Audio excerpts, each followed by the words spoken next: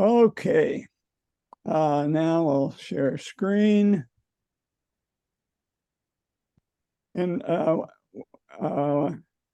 we're going to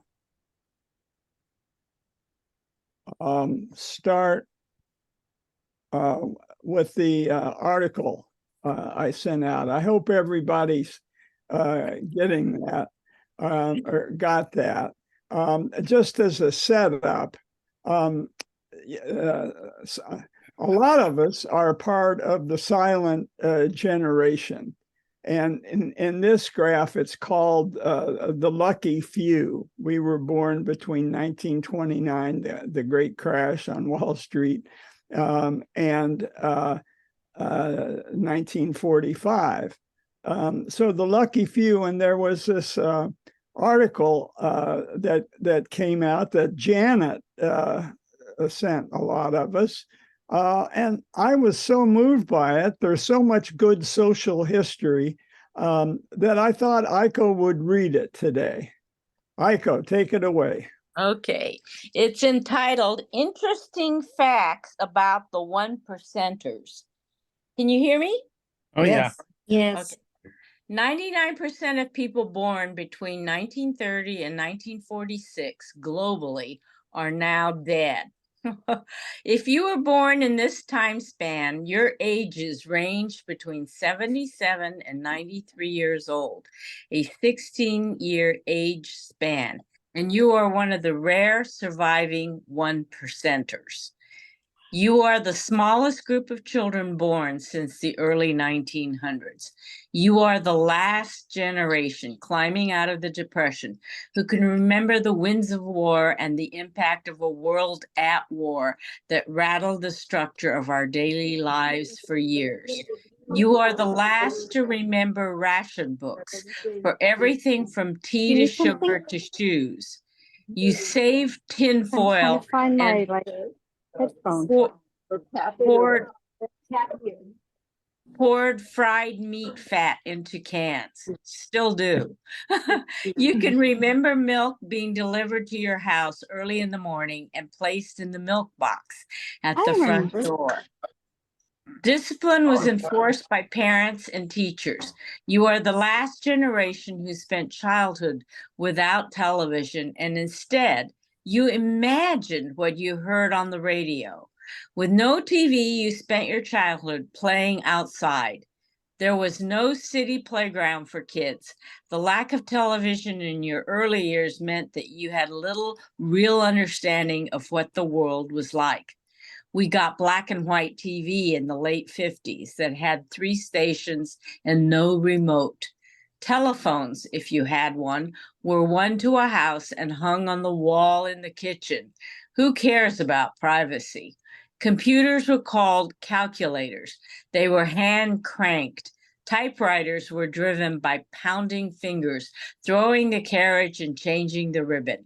Internet and Google were words that did not exist. Newspapers and magazines were written for adults, and your dad would give you the comic pages after he read the news. The news was broadcast on your radio in the evening. The radio network gradually expanded from 3 stations to thousands. New highways would bring jobs and mobility. Most highways were 2 lanes and there were no motorways. You went downtown to shop. You walked to school. Your parents were suddenly free from the confines of the Depression and the war, and they threw themselves into working hard to make a living for their families. You weren't neglected, but you weren't today's all-consuming family focus. They were glad you played by yourselves. They were busy discovering the post-war world. You entered a world of overflowing plenty and opportunity, a world where you were welcomed, enjoyed yourselves. You felt secure in your future, although the Depression and poverty were deeply remembered. Polio was still a crippler. Everyone knew someone who had it. You are the last generation to experience an interlude when there were no threats to our country. World War II was over, and the Cold War, terrorism, global warming, and perpetual economic insecurity had yet to haunt life. Only your generation can remember a time after World War II when our world was secure and full of bright promise and plenty. You grew up at the best possible time, a time when the world was getting better. More than 99% of you are retired now, and you should feel privileged to have lived in the best of times. If you have already reached the age of 77 years old, you have outlived 99% of all the other people on this planet. You are a 1%er.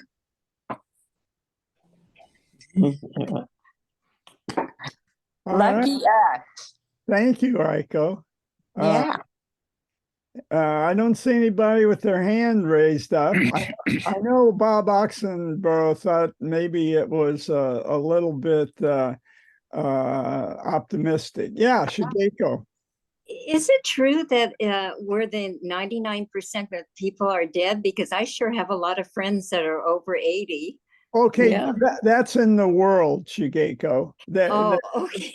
They tried to make it more dramatic. It's the global population, but they got my attention. Okay. And Janet's too. She I want to again thank her for forwarding that to us. Yeah, and so the Thomases have been giving us valuable stuff like 49 views of San Francisco and a nice summary, I thought, of social history of my lifetime. Okay, any other comments? I'll have a few. Well, I'm going to say it's probably mostly true if you were born white in America. Okay, I'm going to address that. Okay. All right. Good point. This is Mike Stein. I also feel this is very American-centric. There are other people in Europe and Asia and so on who have a completely different view of this. Yeah, these are American generations. This is admittedly an American definition of our progression of generations. But you're right. We should have a global perspective. Yes, Harold. I was going to make several comments. I first saw that a couple of weeks ago. My brother-in-law, who is born and raised in Canada, sent it to me. So I think maybe it reflects the Canadian perspective as well. I mean, I agree. It's kind of white bread America, but I remember the business about the milk bottles. We got it on our back door instead of our front door. But then when we lived in London in the late 70s and early 80s, the milk truck came on an electric milk truck came and delivered it at our front door. So it was still going on in the 80s in the UK. Yeah. Interesting. Other comments? Okay. Well, I'll make one comment. Is that there's an awful lot of internet stuff like this that goes around, which tries to prove that us old people. By the way, I'm not in that age group. I was born in 1948, so I'm objective. My comments are objective. There's so much of this good old days stuff. And I'm sure that 50 years from now, our grandchildren will be putting the same similar stuff around. Yeah. But the social history, the things that a lot of us have experienced are just interesting. So let me add a few comments here. Jim, again? Your hands up, Jim? What do you mean again? I haven't said a single word. And I've been gone for 3 weeks and you're saying again? So My only comment was you older folks to deserve some applause. You older folks deserve some applause. In Newsweek a couple Applause. years ago, my brother related an article where it said that no one has ever had it as good as people who grew up in the 50s and were white in the US and male. So if you had those three conditions growing up in the 50s, you were blessed. That's my comment. No, and I feel grateful. I'm all three of those things, and I feel guilty and grateful. You know, we had high employment rates. The economy did well. We were the affluent generation, as Kenneth Galbraith said. We had enjoyed good health, and we're retiring earlier. The comment here was that the education and employment rates improved during the 50s and 60s, but God knows there was plenty of Jim Crow. And the Census Bureau, they came out with a quote here that women employment would not climb, but it would later. And a lot of women were optimistic about the 50s and 60s. So there's the source for that. I wanted to just, this is way too complicated, but it's hard to keep the generations straight. This thing is a comprehensive view. And just to run through the silent generation, this is the coding for the shaded areas. The silent generation started being born in around 1930 and stopped being born around 1945. And then they started turning 18, and this is when they turned 60. And then this is getting to the retirement ages, the beginning of the cohort, the end of the cohort. It's just an interesting way of looking at it. And we've had a couple of boomers speak out here. The boomers yield to Generation X. That's what our first two of our kids were, but we got one that's in the millennial or Generation Y, and it's hard to keep the letters straight. But this is Z, and now we're talking about alpha starting in the 2010. So the alphas are entering their teenage years. So the Wikipedia has a nice clarification of what the generations are. The other thing is we're the last generation to remember the Depression and World War II, and the lessons that we took from that, I'm afraid, are being forgotten, especially today, where public opinion polls on international events are a little bit depressing, and even the knowledge of what's going on in the world is depressing, and the support for democracy is lower.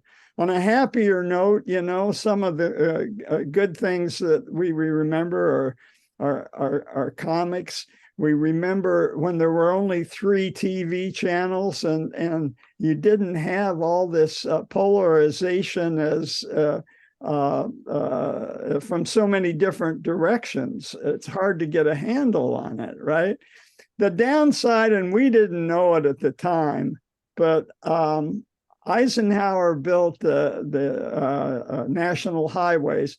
That was for military purposes, so we could, in case of war in the Pacific again, and or on the in the East Coast, we could move war material quickly back and forth across the nation. That was a problem after Pearl Harbor.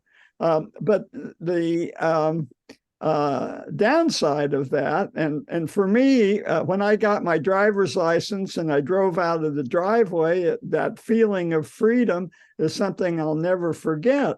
But our love affair with the car is ruining the environment, the global warming. I mean, there's a lot of other things that are causing global warming and industrialization, but certainly the combustive engine is a big part of it. I'm from Indianapolis, and a lot of the technology for automobiles came from Indiana. Because it was the largest city in the country without a major navigable river.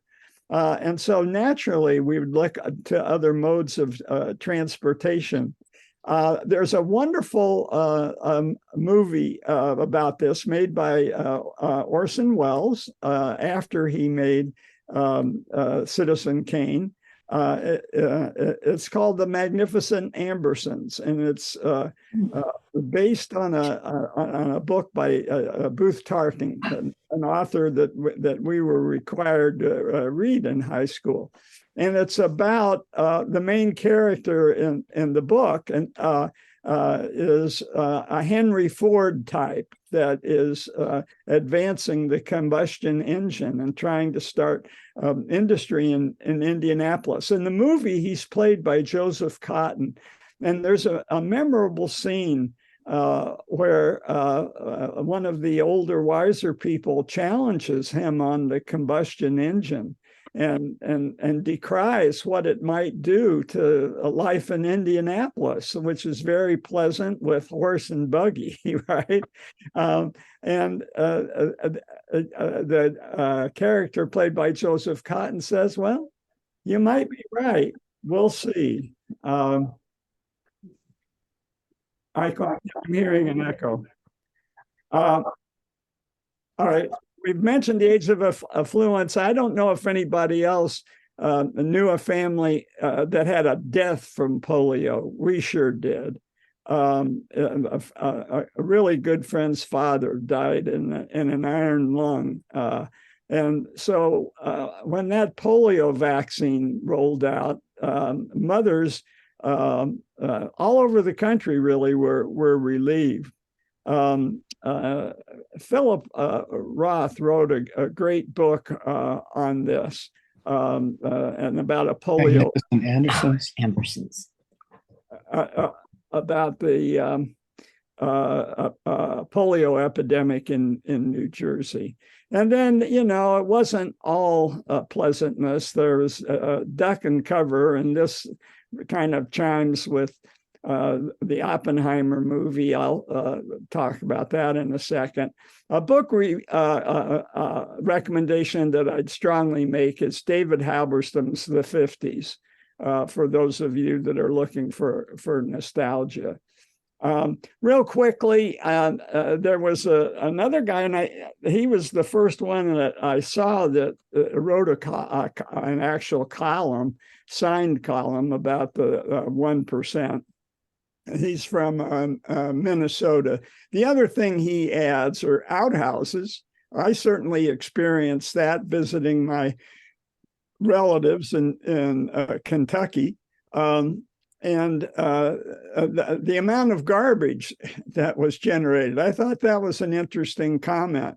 We didn't have that much, and we didn't generate that much garbage. Our parents were savers and recyclers on instinct, and composting, chickens in the backyard, that sort of stuff. The other thing that he emphasizes, the do-it-yourself sports. that we felt safe. That was important for me. It was like, be home for supper, see you later. Now I look at our grandkids, and almost every hour is scheduled. So these other things I'm going to skip over. Anybody else want to add anything before we go on? Okay. Bob sent this message, and this is, for me, this is pure gold, to get a request that we review something that we've covered before. So I've spent a little bit of time and updated, and I hope improved some of my earlier presentation on water problems in California. We're getting back to California now. And Bob sent this map that shows the old huge Lake Cahulan. And now this is to be distinguished from Lake Tulare, which is further north in the Great Valley. This is in the Imperial Valley, right? So we're talking about a different old ancient big lake. And you see that what we're calling the Salton Sea sits right in the middle of it. So this was the deepest basin. But the extent of the lake went from Palm Springs all the way down into Mexico.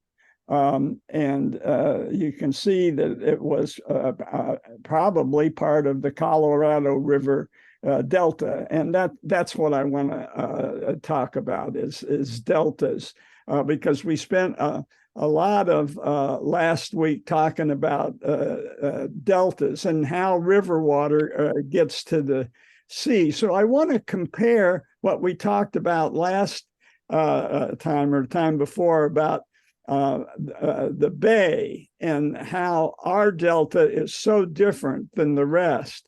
And Colorado, it's a little more typical, but not completely. So we have here two ranges. We have the Sierras, of course, and we have the coastal range. So what was the sequence in which these ranges were created? So I want to go back to some of the talks I gave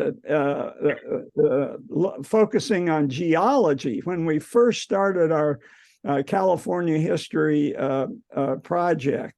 And this is, of course, a repeat of the photograph from space showing our Bay Area, and it had been after a rainstorm. So there was a lot of erosion, which we'll talk about more about because of the gold rush and hydraulic mining.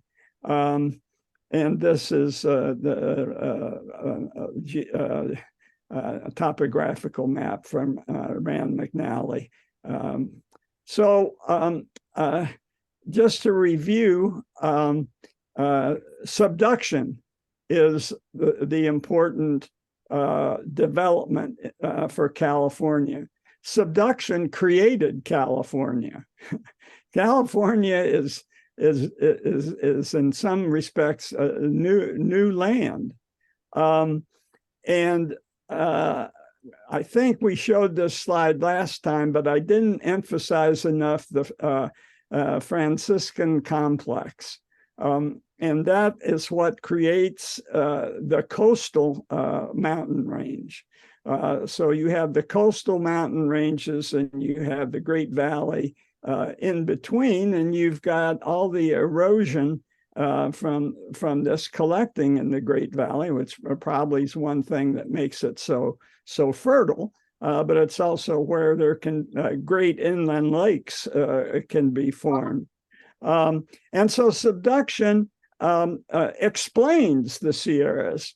The Pacific plate dives down into the middle of the earth and releases the magma, which works its way up and is a volcano. This process creates granite that we've all seen in the Sierras. But the other thing it does is this heat creates, as it works its way up through the Earth's crust, it creates gold. It creates even copper. The periodic table really stops at iron. And so all these other elements beyond that require either a supernova, which is one way that rare elements get into our universe, or this kind of superheated Earth crust from our inner core, which is kind of like the remnant of a supernova. Hey, John. Yeah. I got to challenge that. Sure. I've spent quite a bit of time. Anything heavier than iron basically has to come from a kilonova, which is a supernova and a star colliding through. I've never heard the theory that there's enough pressure or heat in the crust of the Earth to actually fuse together things heavier than iron. So I'd love to see that reference. Okay, so I'm going to be quoting James Rawls in just a second, and that's who I'm quoting. Okay. And thanks. I welcome discussion. You know I do. Yeah. The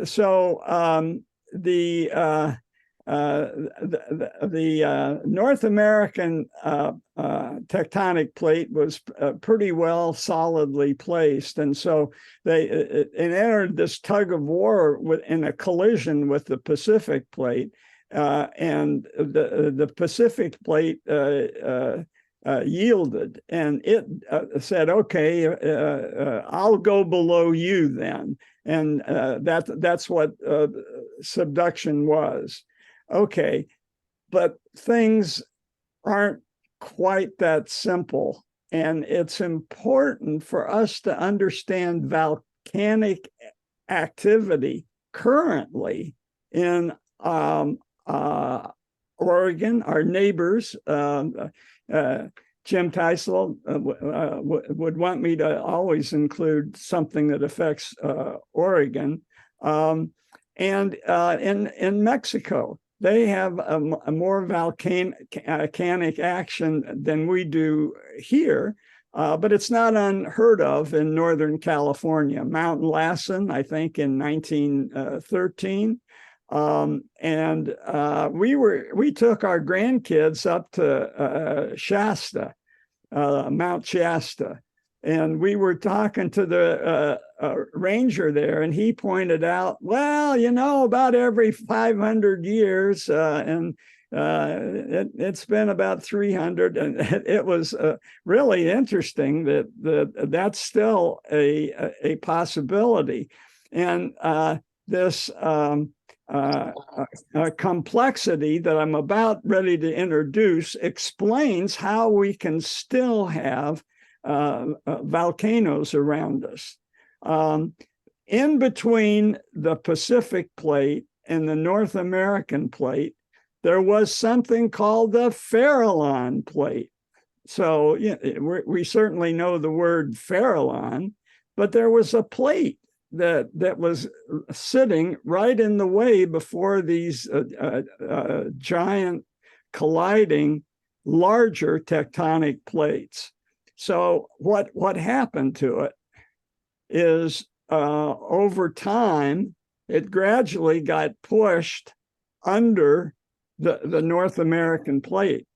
So before the North American plate started scraping off the top of the Pacific Ocean floor, there was another plate, and a lot of California is what accumulated when the Farallon plate was subducted even earlier.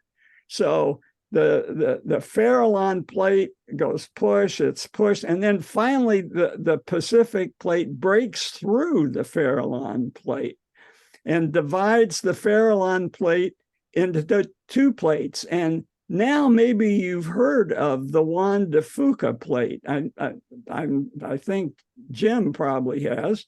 The Juan de Fuca plate. And when we get earthquakes up in north of California, a lot of times it's centered on the Juan de Fuca plate, not on necessarily the Pacific plate and the San Andreas Fault. So you can see here the Pacific plate is continuing to move very slowly to the north and relative to the North American plate.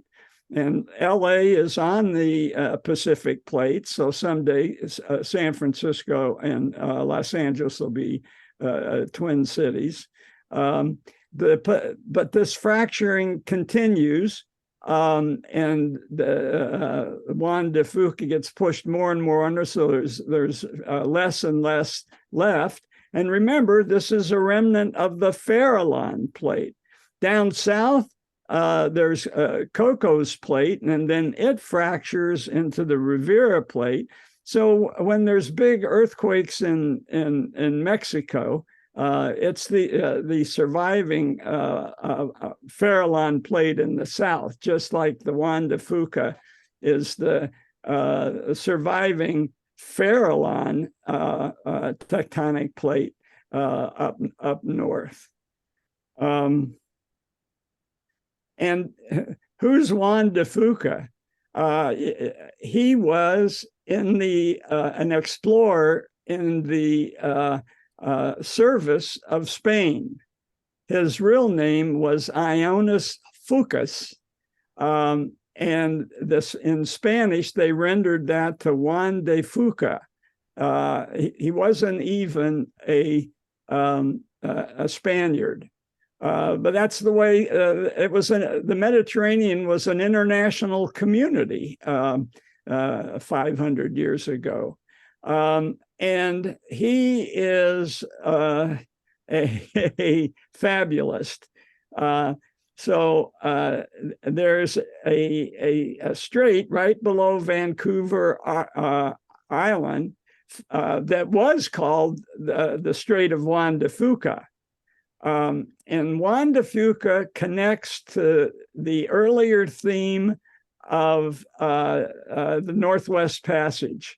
Everybody's looking for the Northwest Passage. You remember we talked about later on, 200 years later, Captain Cook's still looking for it. But even Cabrillo was hoping to find it. And when Juan de Fucas went into that strait that opens up and below the Vancouver Peninsula there, there's a big body of water, and he thought, oh, I found it. I found it. He didn't go very far up it, as he should have done to verify it, but he came back to Spain and said, I got it. I found it. And so that's what I mean by a fabulist. And he had a lot of geography named after him, but they just recently changed the name. It's not, and I think on old maps you'll still see the Strait of Juan de Fuca, but I think it's renamed. I can't remember what it is. It might be Vancouver Strait or something like that. All right, so the Rivera Plate in Mexico, this is just a summary graphic. And what I want to point out is a little more detail on this Franciscan assemblage. It came from the Farallon Plate.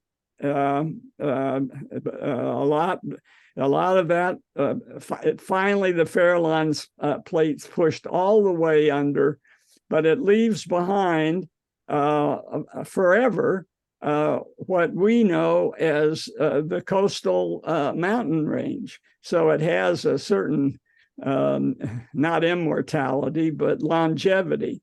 It's we still have the Farallon plate with us.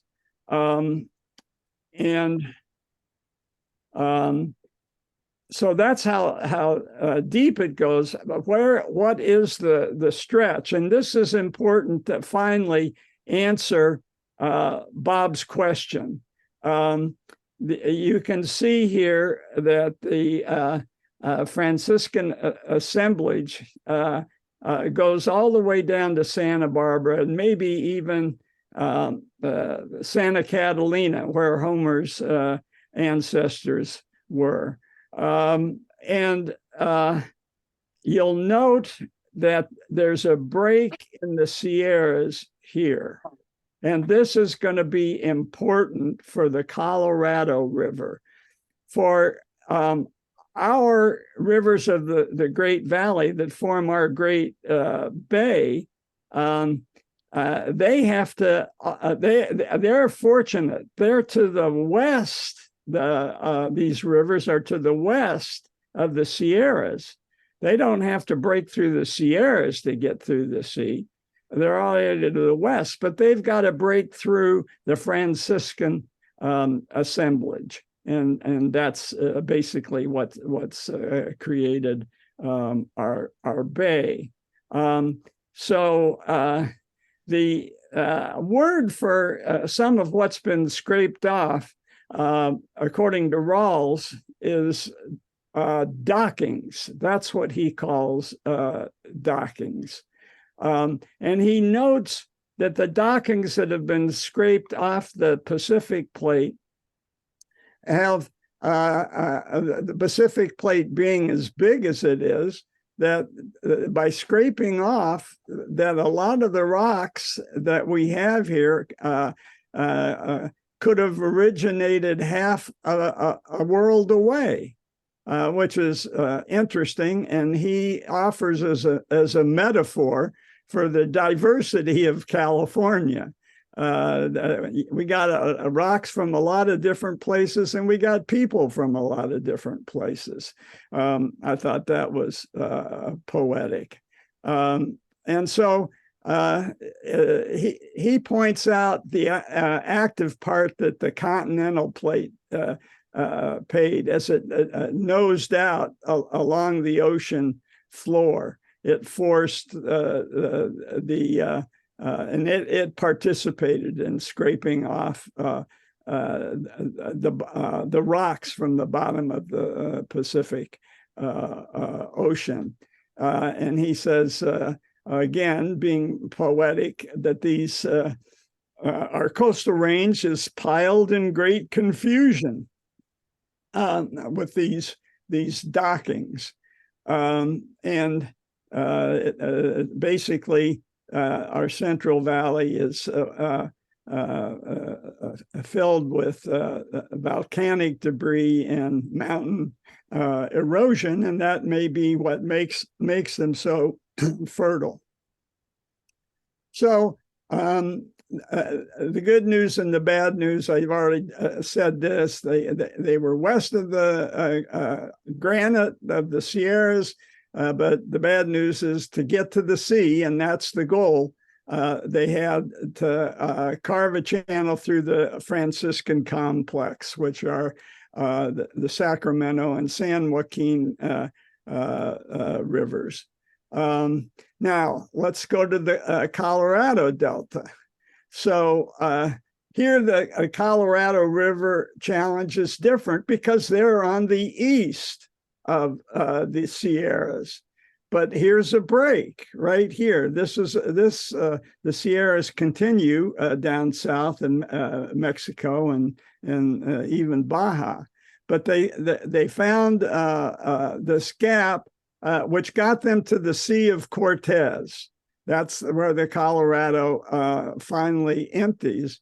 And once there was a free flow there, then that water was free to meander and form traditional deltas like that we see in are typically a place like Egypt. And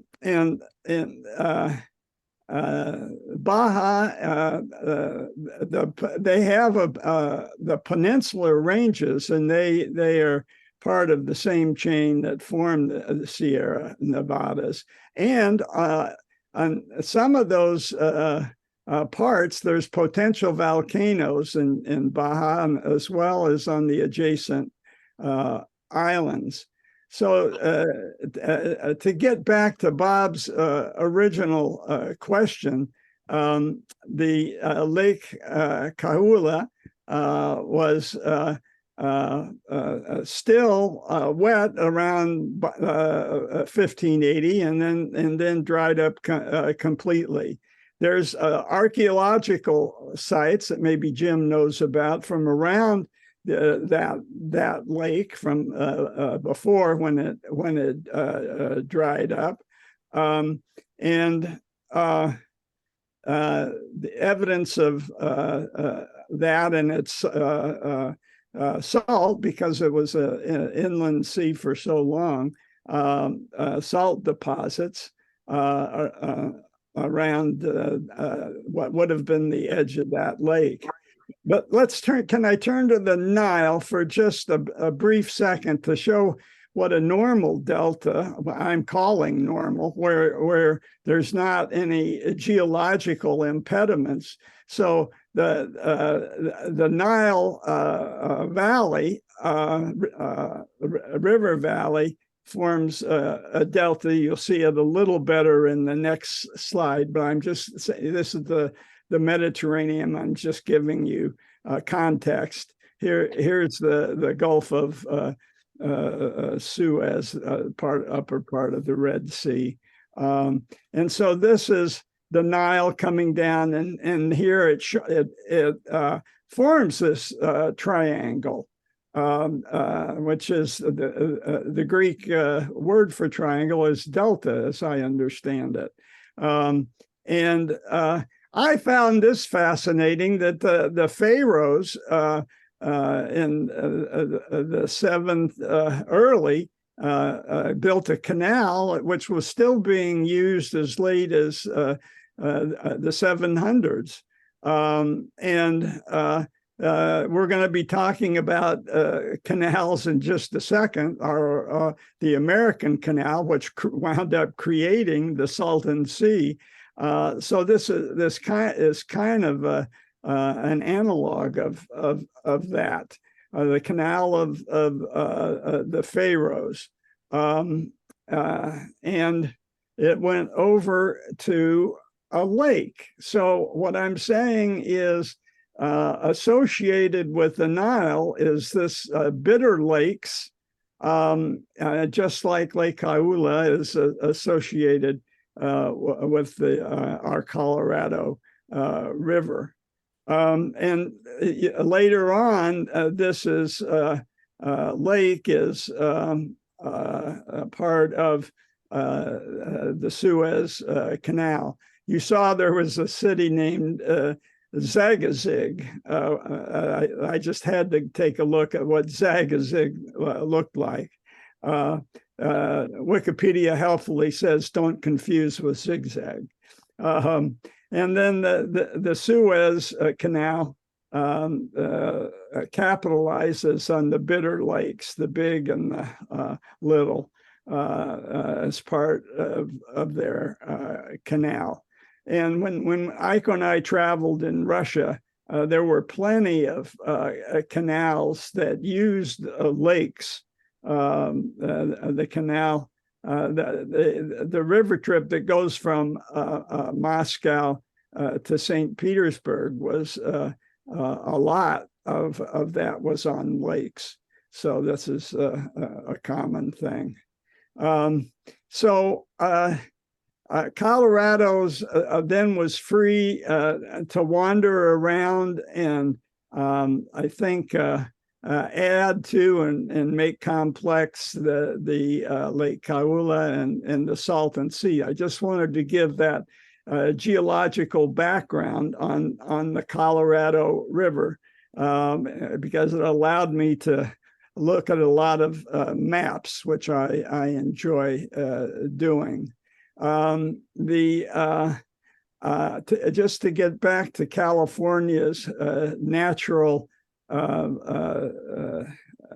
topography, we have the semi-arid areas here in dark gray.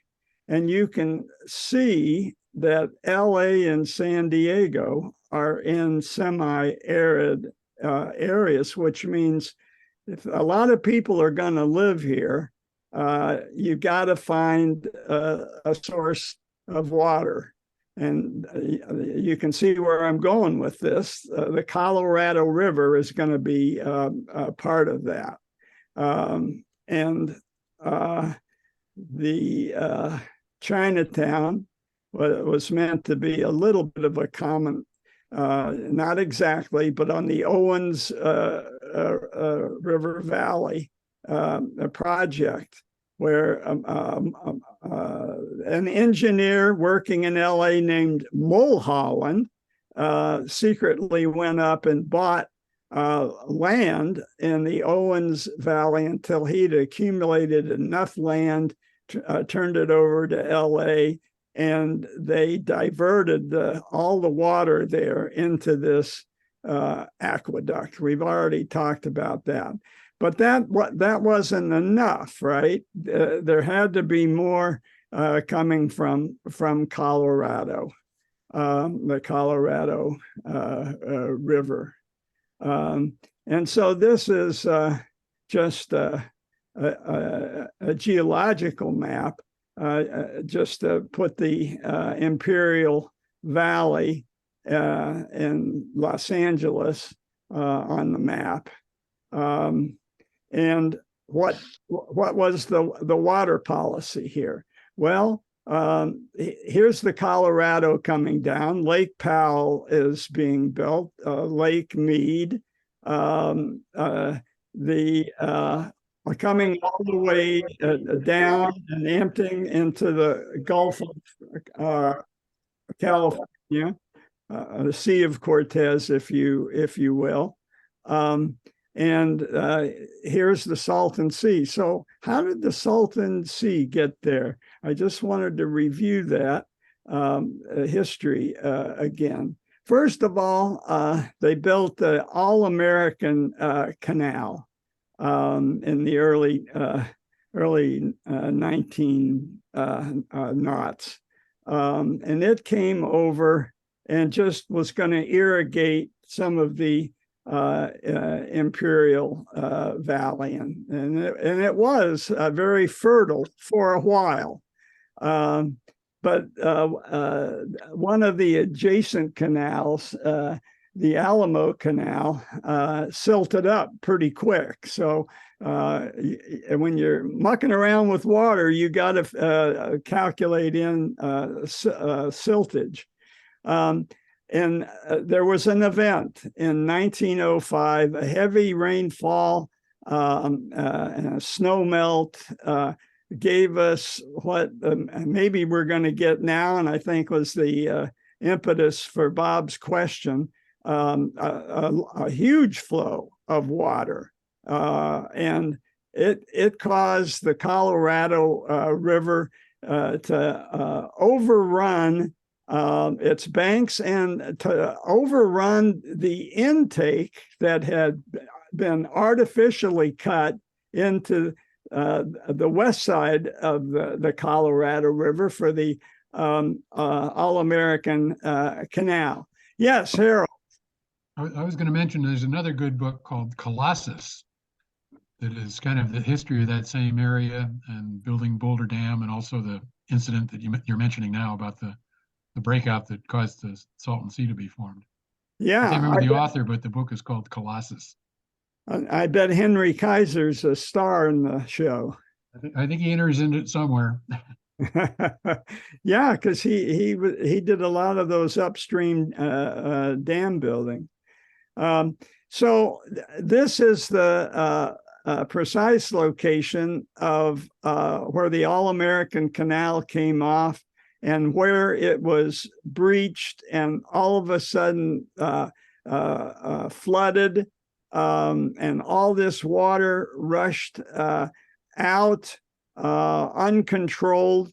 It ran out for 2 years, and just overran the All-American Canal and created new directions. Water will go where it wants to go.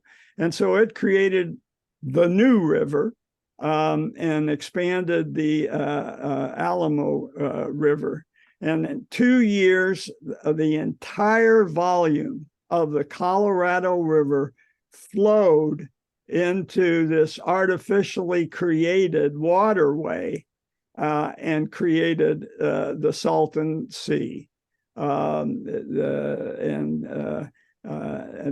then this was the lowest part of the old Lake Cayula. And John, you said water will go or go, but water will go downhill always. Yes. It can Yeah. only go downhill, right? Yes. Yes. Absolutely. So Okay. this is unsustainable, and it's resulted in the biggest environmental disaster in California history. The Salton Sea, you can't sustain it.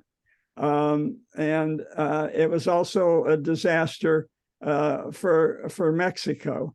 And I was always wondered about this. When did the Colorado River stop reaching the ocean? We have a really good friend who grew up in Arizona, and he lived in the shadow of a wonderful thing a young man could do would be to float down the Colorado River. And he didn't realize that the Colorado River had dried up and he wasn't going to be able to get as far as he wanted. They had to pull their inner tube out of the river and have somebody come and pick them up. So the last time the Colorado River reliably reached the ocean, or maybe the Sea of Cortez, I should say, was when the Glen Canyon Dam, Lake Powell, was created in 1963, as Harold just pointed out. Now, occasionally, when all the constellations come together, a lot of water can flow, and the last Black Swan flowing into the sea from the Colorado River was 9 years ago. Okay, so I think that's a good place to stop. Anybody have any questions? John, what about this recent hurricane or whatever, Hillary, and the flooding that they said has occurred down in Southern California, especially out in the eastern part, whatever they call it, the Inland Empire? Has that increased the Salton Sea? Well, I think that's Bob's question. And I'm no better at answering that than any of you are, just reading the newspaper. But what I wanted to do was set the historical stage for you to understand what the newspaper is reporting and will be reporting. So, if I may, Bob, John, I have a question. Lake Coia was 200 feet higher than the Salton Sea only 500 years ago. What happened to lower the level and to dry up Lake Coia? I think the medieval climactic anomaly, MCA, is the answer for that. And I took out a couple of slides of drought because I was trying to shorten the presentation. But the MCA and David Peppers presented me with some of that data, looking at the droughts over thousands of years, that we may still be in that a larger 100-year drought. But the medieval climactic anomaly, as it was called, began around 800, and some people think it's still going on. So that's my best guess for an answer, Bob. Drought. Yeah, well, and pumping. They've pumped a lot of water out of the Central Valley, and it's literally caused the valley to sink by, quite a bit. 30 feet. Well, the Lake Tulare is what we're talking about, and that lake wasn't very deep, though, and it didn't. You remember there were pictures of Lake Tulare as late as 1870, and that was when the Americans arrived and realized that they could pump water and irrigate around it. So you're right, David. There was a anthropogenesis of that. Yes, Aiko. Oh, I'm fussing around with my cell phone, which I'm not real comfortable with doing Zoom on. But I did get at one time to David's comments about how gold was formed, and but I can't get back to it. But you said something about gold being in the core of the earth. So what about the gold that the 49ers discovered? I mean, how can it be up here? Was that some kind of subduction or what? Well, I put Yes. the second thing it's thought about 2 billion to 4 billion years ago, as asteroids from those kilonova explosions hit the mantle which had been formed, they would kind of penetrate in and stay there. There's one of the other theories is that it seeped up, but It came up with it came up with the granite, the volcano, from when the Pacific plate drilled down into the mantle, inner mantle of the North American plate. In the process of those volcanoes being formed and the granite being formed, it also released the gold. Well, and the gold had been there from billions of years ago when the Earth was forming. There's no It evidence create the of gold, it gold just being formed. gave it an avenue to reach the surface of the earth or close to the surface. Right. Yeah. Thank you. Yeah, I think the theory is that all the elements that we have up at least to uranium have been here. They haven't been created. I mean, they may decay to other elements like to lead, but volcanic pressures and so on don't create new elements. Correct. Okay. Thank you. I'll see if I can, for the next lecture, I'll pull up what James Rawls said. Right. I won't try to find it now. Okay. Any other comments? One final one on Lake Kawia. There's an article in New Scientist from just 7th of June this year, which suggests that because the lake dried up, there was not the pressure, that huge volume of water on the San Andreas Fault, which has subsequently, or because of that, consequently, ceased the big earthquakes in that down there on the San Andreas Fault, because of the drying up of the lake and the reduction in pressure on the fault. Huh. That's I'll send it to you. every cloud has a silver lining. Okay, folks, anything Thanks, else? John. Okay, Thank you, Thank John. you. Thank um, you. my pleasure.